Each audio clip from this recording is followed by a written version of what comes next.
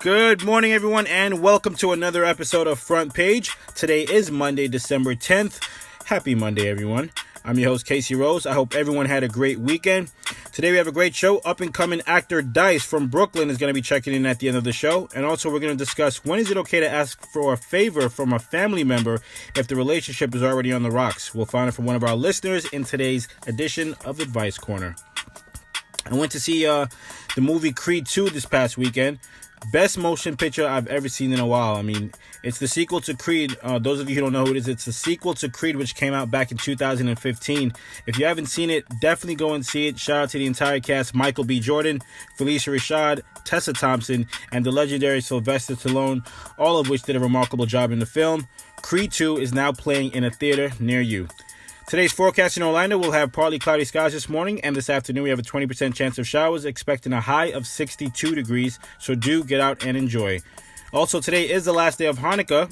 A very special happy Hanukkah to everyone listening. Wait, so how many days we got till Christmas now? Was it like 15? Yo, where did 2018 go, man?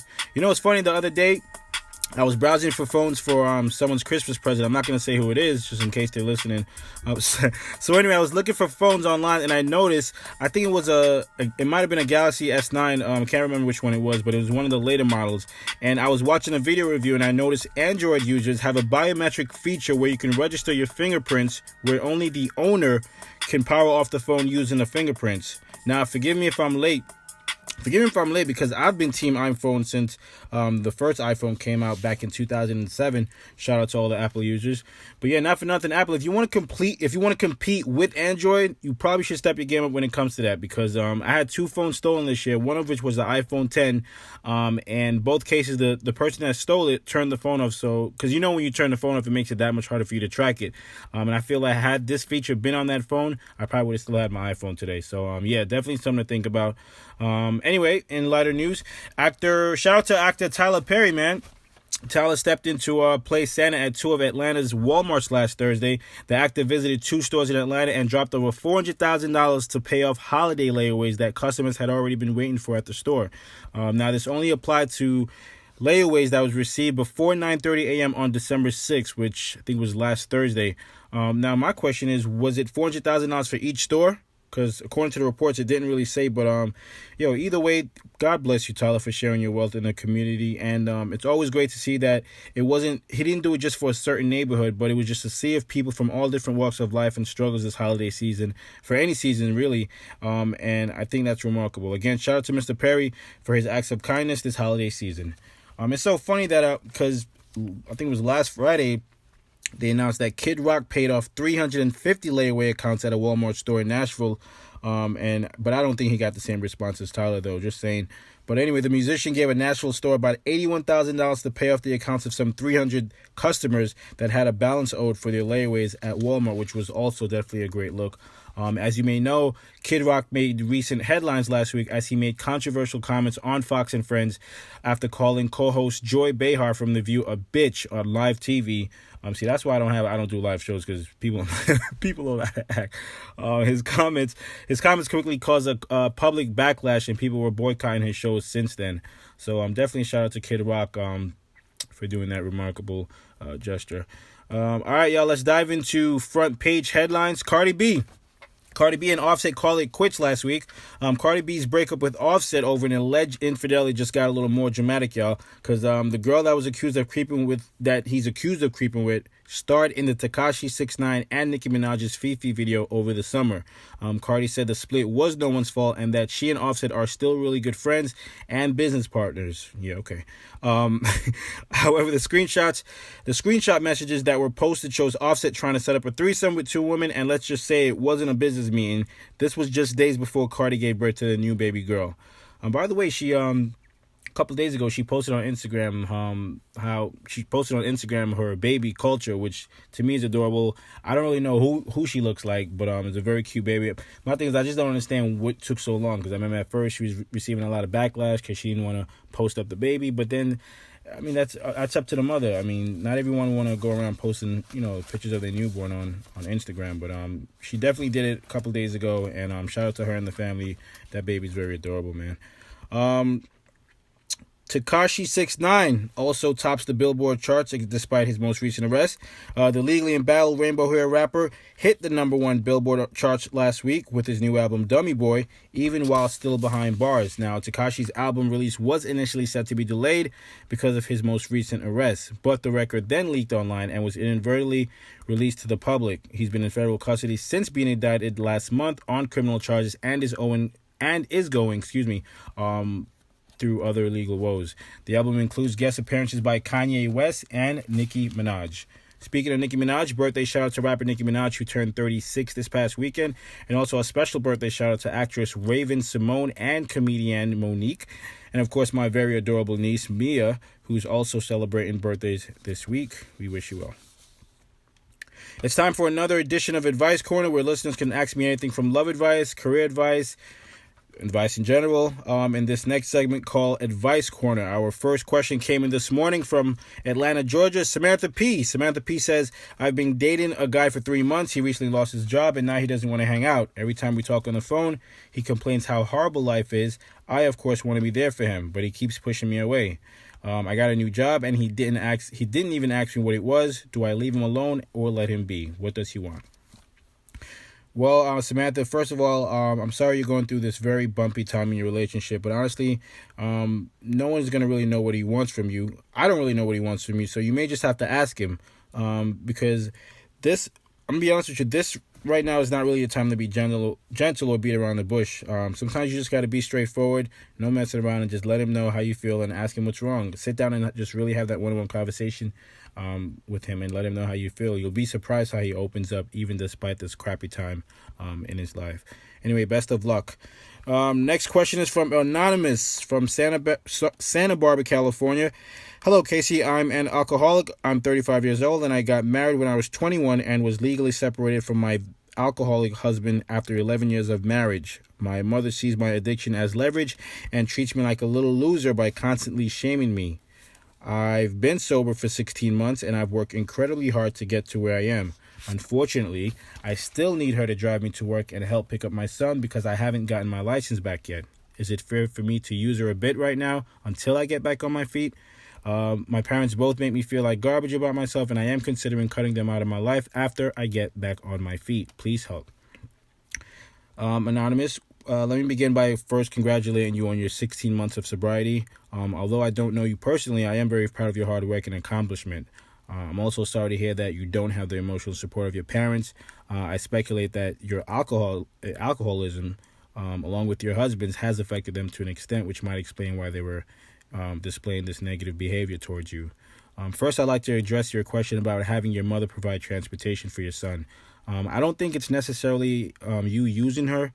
You have a need that your mother can help you meet. Now, this is a very important and necessary part of the process of you getting back on your feet. So I feel that you should continue to accept assistance from your parents until you meet your goals. Keep in mind, they're not just doing it for you, but they're also doing it for their grandson. All right, so you may want to keep that in mind. Best of luck. All right, so that's going to be our question of the day. Have you ever had to ask a friend or relative for something, knowing he or she's the only person that can help, but not necessarily your first go-to person?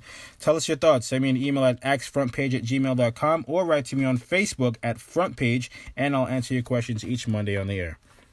The other day I was watching Fox 35 here in Orlando. Shout out to Fox 35. And they did a report based on patients that lied to their doctor. How many of us actually do that? You'd be surprised, right? Well, about 1/4 of patients admit they've told doctors white lies or omitted information in the exam room.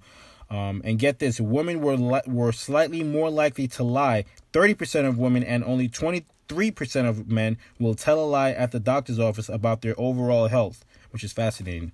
However, when confessing to poor health habits, 18% of women and 11% of men prefer to casual chat with other types of professionals, like at the beauty salon, the nail salon, or even at the gym. The report also goes on to say that the embarrassment or fear of being judged were the top reasons for not telling their doctors about their health. Not finding the right opportunity or not even having time during the appointment led about 1/3 of patients to withhold details. Yo, you ever notice when you go to the doctor's office and they take forever to call you, and then when you're finally in the room, it's like everything's a rush. They ask you all these questions from a computer screen, back to back, with little or no opportunity to answer fully. So yeah, I could understand why this study may have some truth to it. I mean, to be honest, half of these doctors are only there for the paycheck. So yeah, it's a very interesting study. Anyway, speaking of doctors, is trade school. I was reading an article the other day on trade school. They're saying it's probably the new trend. More and more people are ditching college professors to pick up a new trade. Not necessarily, but it's not necessarily a good investment either. First, you got to really ask yourself, is college a good investment for you? Especially for the younger generation looking to get into the career field. Ask yourself, where do you want to be in the next 5 years? Do you see yourself working in automotive or at a construction site of a building project? If it's one of these, then college may not be for you. That's why y'all should listen up. A recent article reported that the average bachelor degree will cost $127,000 as compared to the $33,000 average cost for a trade school degree. Now, if you're already working in a job that's outside your academic focus and constantly applying for jobs that never require you to mention your bachelor's degree, you should probably consider learning a trade. Learning a trade can open doors to a wide range of better paying gigs that also don't even care where you went to college. I notice more and more people are taking up trades in 2018. Now, for those who aren't even sure of the difference, which many of you probably don't even know the difference. I quite frankly didn't know the difference, say 2 years ago. I wasn't sure what a trade was. I knew what a trade was, but I didn't really always compare it to college. But again, like I said, it is becoming the new trend. Well, anyway, but if you pick up a trade, it really includes fields like mechanical, electrical, automotive, carpentry, plumbing, and other shop-related skills. And I noticed that they have trade schools. They're starting to have more trade schools that include more diverse fields such as culinary arts, music production, broadcasting, graphic design, computer programming, fashion design, cosmetology, and a lot more. Just something. Like I said, it is the new trend, and it's something worth looking into for those of you who are buried in debt in college. And as the value of the college degree declines, the value of the trade certification is going up. Period. 62% of people with a bachelor's degree is doing a profession other than what they studied for, which is crazy. I'm going to repeat. 62% of people with a bachelor's degree is doing a profession today other than what they studied for. I mean, for me, I always felt like picking up a trade would bring you further in life without being broke after. That's why sometimes you have to really question, should you really always follow your dreams, or should you just take your dreams with you? I remember I read somewhere on Friday that 72 million jobs are out there, which doesn't necessarily require a higher degree. And I think that's mainly because everybody's like, I feel like we're driving ourselves crazy searching for that dream job, which in reality is fading because the trade positions are outnumbering the professional jobs because of the declining value of a bachelor degree. So definitely something to think about. Anyway, it's time for my next guest. All right, my next guest now, coming up next, this next performer is an extraordinary artist from New Jersey. He's been discovered on YouTube recently with his very unique rendition of some of the biggest hit records today, such as Hustlin' by Rick Ross, Paper Planes by MIA, and Big Papa by the late, great Notorious B.I.G., just to name a few. And he's from my neck of the woods, South River, New Jersey, so you know I gotta show love. Ladies and gentlemen, welcome Mike Oregano. Mike, what's up? Mike, thanks for joining us on this podcast. For those listening who may not know, tell us where your musical talent originated from. Well, when I was like a teenager, I was playing in a whole bunch of bands, and the first band that I actually ever played in was called Stolen Oregano. Wow. And people used to call me Mike Oregano, because of the band. And so, like, I kept that name. And, like, in those bands, I used to play guitar. But over the years, I had taught myself, some other instruments. And then I went to college for music. And when I was in college, I really honed in on my skills. And, one thing led to another. And I found this group called Brown Bird. And they were kind of playing, the one guy was playing a kick drum with his foot and a tambourine with his other foot. And I got an idea to do some drums with my feet.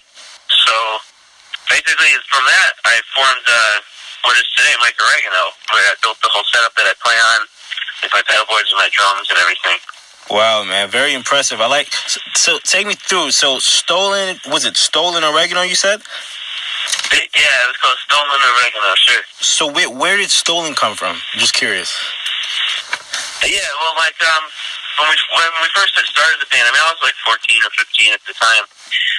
But the drummer was telling us some story, and it was probably not even real. But he says like, I used to steal oregano and sell it, in baggies and stuff, and trick people. And so we came up with, well, why don't we call the band Stolen Oregano? And it was kind of catchy. This was like funny. Like a funny band name, Gotcha. What a clever way to do.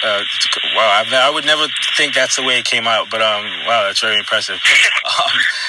Now, most of your music, to some degree, has some kind of a rock reggae twist. Any artist in particular you were inspired by growing up? Yeah. Well, there's a group called the Expendables, and throughout like high school, they were one of my favorites. They're pretty much one of my bigger influences. They have a lot of like rock reggae, ska. They do some metal. They mix in they'll do disco and metal at the same time. So I was very influenced by them. But then reggae and rock. That's like the Red Hot Chili Peppers. I've always been very influenced by them as well. And then there's definitely the Bob Marley influence in there. The straight up reggae and the message of the music as well that I've kind of been pushing nowadays too.